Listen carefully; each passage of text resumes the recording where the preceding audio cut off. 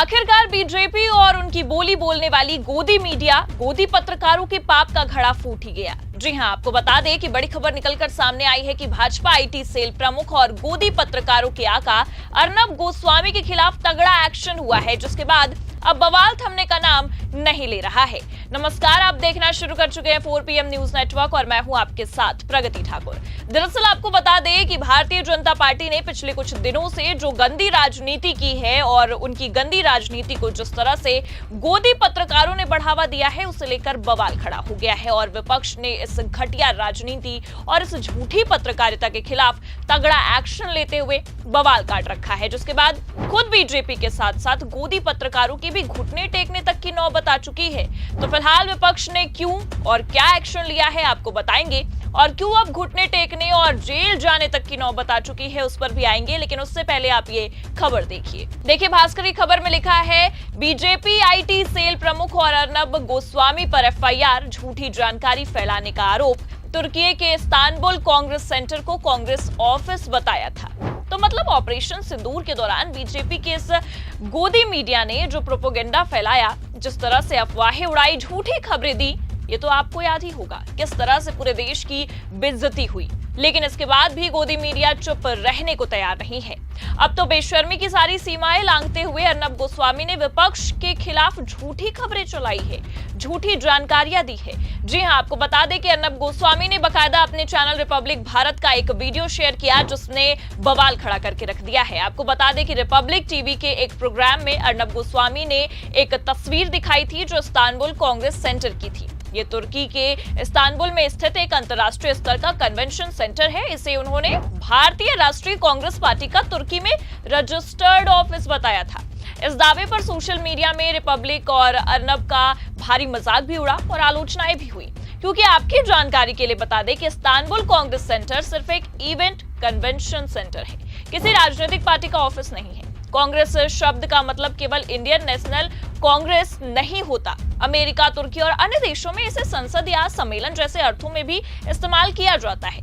लेकिन हैरानी की बात तो यह है कि एक प्रतिष्ठित टीवी चैनल के न्यूज एंकर को, न्यूज मालिक को इतना नहीं पता है, या ये भी हो सकता है कि ये झूठी खबरें या झूठे प्रोपेगेंडा जानबूझकर विपक्ष की बदनामी करने के लिए फैलाए जा रहे हैं। क्योंकि आपको बता दें कि ये दावा तथ्यों पर आधारित नहीं था और एक भ्रामक नैरेटिव को बढ़ावा देने की कोशिश के तौर पर देखा भी गया।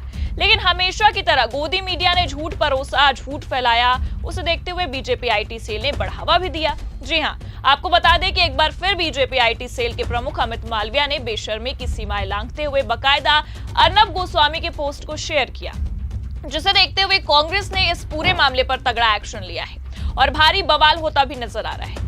आपको यह भी बता दें कि सुप्रिया श्रीनेत ने बकायदा अपने सोशल मीडिया हैंडल एक्स पर अर्नब गोस्वामी द्वारा इस्तांबुल कांग्रेस सेंटर को कांग्रेस पार्टी का कार्यालय बताने पर तीखी प्रतिक्रिया दी है।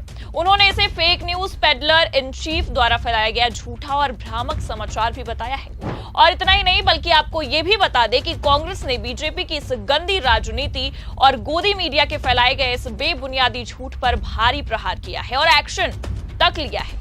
देखिए भास्करी खबर में आगे लिखा भी है, भाजपा आईटी सेल प्रमुख अमित मालविया और रिपब्लिक टीवी के जर्नलिस्ट अर्नब गोस्वामी के खिलाफ कांग्रेस ने FIR की है। दोनों पर कांग्रेस पार्टी के खिलाफ झूठी और भ्रामक जानकारी फैलाने का आरोप है।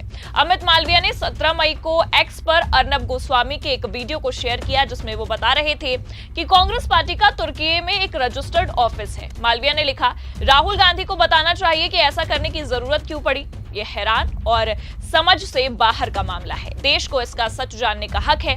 इसी वीडियो को लेकर शिकायत में यह भी कहा गया है कि ऐसी सोची समझी रणनीति के तहत देश की जनता को गुमराह और कांग्रेस पार्टी को बदनाम करने के लिए यह सब किया गया।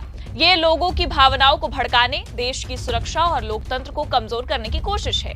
दरअसल आपकी जानकारी के लिए आपको बता दें कि पाकिस्तान और भारत के तनाव के बीच ये बड़ा कदम उठाया गया कि तुर्की का बॉयकॉट किया जाए, और ये कदम सराहनीय भी है, क्योंकि ये आप भी जानते हैं कि किस तरह से तुर्की ने ऐसी स्थिति में, ऐसी तनावपूर्ण स्थिति में पाकिस्तान का समर्थन किया है और पाकिस्तान को बढ़ावा दिया है। पर जब देश तुर्की का बॉयकॉट कर रहा है, तो एक तरफ गोदी मीडिया प्रोपेगेंडा फैला रही है और दूसरी तरफ मोदी के कुछ नेता उसे बढ़ावा भी दे रहे हैं। बीजेपी का आईटी सेल उसे बढ़ावा दे रहा है, जिसे देखते हुए कांग्रेस पार्टी ने ये बड़ा कदम उठाया है और एफआईआर तक दर्ज करवाई गई है।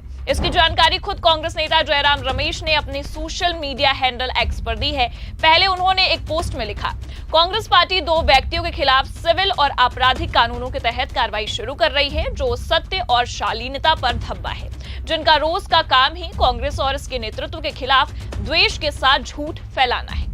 फिर आपको बता दें कि इसी ट्वीट को रीट्वीट करते हुए जयराम रमेश ने यह भी जानकारी दी और लिखा, कांग्रेस पार्टी ने अमित मालविया और अर्नब गोस्वामी के खिलाफ आपराधिक शिकायतें दर्ज कराई थी, जिन्हें अब एफआईआर में बदल दिया गया है।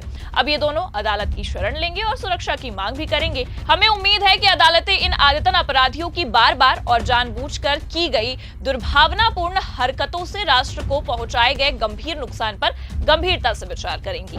और इतना ही नहीं, आपको ये भी बता दें कि बीएनएस की धारा 192 और 352 के तहत बेंगलुरु में केस दर्ज किया गया है। देखिए आगे खबर में लिखा भी है, भारतीय युवा कांग्रेस की लीगल सेल प्रमुख श्रीकांत स्वरूप बीएन की शिकायत पर high ground police station Bengaluru में केस दर्ज किया गया। बीएनएस की धारा 192 जानबूझकर दंगा भड़काने की मंशा से भड़काऊ जानकारी देना और धारा 352 जानबूझकर अपमान करके शांति भंग करना के तहत मामला दर्ज हुआ है। खबर तो ये भी है कि शिकायत में प्रेस काउंसिल ऑफ इंडिया, सूचना और प्रसारण मंत्रालय, सीबीआई और अन्य एजेंसियों से यह भी अपील की गई है कि इसे आपात स्थिति की तरह गंभीरता से लिया जाए, यानी कि इस मामले को गंभीर से देखा जाए और सख्त कार्रवाई भी की जाए। अब जहां एक तरफ आपको बता दें कि अर्नब गोस्वामी और BJP IT cell Amit Malviya के खिलाफ एक्शन की बातें निकलकर सामने आई हैं, कांग्रेस ने एफआईआर तक दर्ज करवाई है, उसके बाद मामला काफी गर्माया है। जी हां, क्योंकि आपको बता दें कि अब खबर यह निकलकर सामने आ रही है कि मोदी भक्ति में चूर होने वाले, विपक्ष के खिलाफ झूठी खबरें फैलाने वाले अर्नब गोस्वामी गिड़गिड़ाने को मजबूर हो गए हैं। और हैरानी की बात यह है कि माफी भी मांगी जा रही है। जी हां, सुनकर चौंकिए मत, ये बिल्कुल सच है। बाकायदा रिपब्लिक की टीम की ओर से एक पोस्ट को शेयर किया गया है, उसमें जानकारी साझा की गई है और माफी तक मांगी गई है। रिपब्लिक चैनल का ये कहना है कि ये जो गलती हुई है ये डिजिटल डेस्क की ओर से हुई है और इसलिए माफी मांगी जा रही है। ये जानबूझकर की गई गलती नहीं है, लेकिन अब ये माफी मांगना कोई रंग लाता दिखाई नहीं दे रहा है, क्योंकि आपको बता दें कि कांग्रेस ने इनकी घटिया राजनीति पर एक्शन ले लिया है। जहां एक तरफ आर भारत के मालिक के खिलाफ यानी कि अर्नब गोस्वामी के खिलाफ एफआईआर हुई है, तो वहीं दूसरी तरफ बीजेपी आईटी सेल के प्रमुख अमित मालविया भी बचते नजर नहीं आ रहे हैं। उनके खिलाफ भी एफआईआर दर्ज की गई है। और सबसे हैरानी की बात यह है कि यह मामला जिस हिसाब से बढ़ता जा रहा है, जिन धाराओं के तहत एफआईआर दर्ज कराई गई है, ऐसे में जेल जाने और जमानत ना मिलने की भी संभावनाएं नजर आ रही हैं, क्योंकि जयराम रमेश ने तो बाकायदा अपने पोस्ट में अदालती कार्रवाई का जिक्र भी किया है। ऐसे में आपको क्या लगता है, क्या बीजेपी के साथ साथ अर्नब की भी नैया डूबने वाली है? अपनी राय कमेंट करके जरूर बताएं। ये खबर कैसी लगी, लाइक और शेयर जरूर करें और अगर चैनल पर नए हैं तो सब्सक्राइब और ज्वाइन करना ना भूलें। देखते रहिए 4PM न्यूज नेटवर्क। नमस्कार।